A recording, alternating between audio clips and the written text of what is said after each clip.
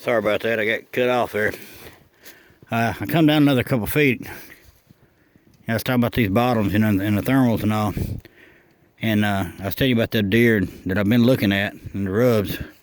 This little area here is tore up. I'm only about 4 feet. That was that bed back there. I'm about 6-8 feet from it. Here's another rub right here. Brand new. It's been rubbed on recent, real recent. There's another set of droppings right here. It's real fresh. I don't think this is definitely not. There's an old rub. It's definitely not my 140 deer. But it is on a trail that leads right up to where that other deer was at. So I'm gonna mark this one.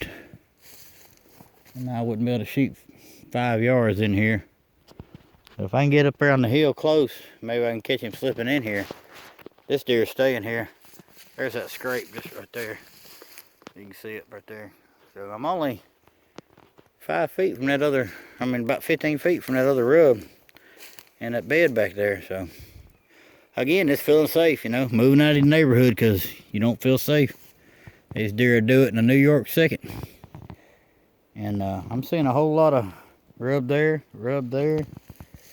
2 more rubs up there way, this little pencil tree. It looks like a little small deer, but that big deer is close. And they spend all year together, except for when the rut comes. They're hanging out together and they learn from each other. So sometimes don't discount out the small deer, because the small deer may be telling you something about the bigger deer.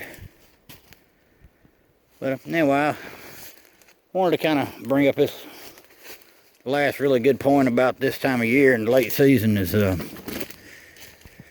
it's a good time to kind of get out of your comfort zone, at least for me.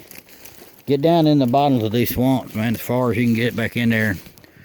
Do a lot of walking, man. Find the high spots. That's about the most consistent thing I've seen. It's these really, really high spots inside miles of water.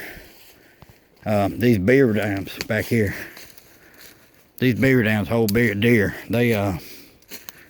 They'll be right on the road, but right on the other side of the beaver dam, because they know they'll switch the wind. They'll let the wind hit them in the face. It's the only time I know they'll do it. Talking about another form of bedding. They can hear anything in the water. Coyotes ain't gonna swim to get them. None of us are gonna be floating across there in a kayak. We're too lazy, admit it. There's a few. I do it. But I have to get my mind right to do it. And they know that. Now they got the water behind them. They can hear anything that way. Well, it's a good trail. And they got water behind them. They got the wind blowing down a ditch mostly is what I've seen. There we go.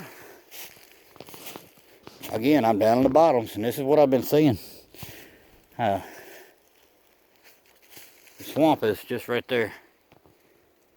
I'll show you that in a minute, because I'm about ready to cut that way and go to the truck. But they move. They know they can be seen a long way away. They get in these bottoms, but they stay in the bottoms. Don't get me wrong.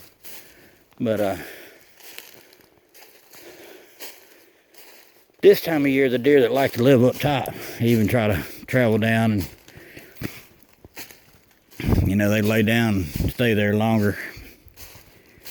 So feeling safe. It's everything.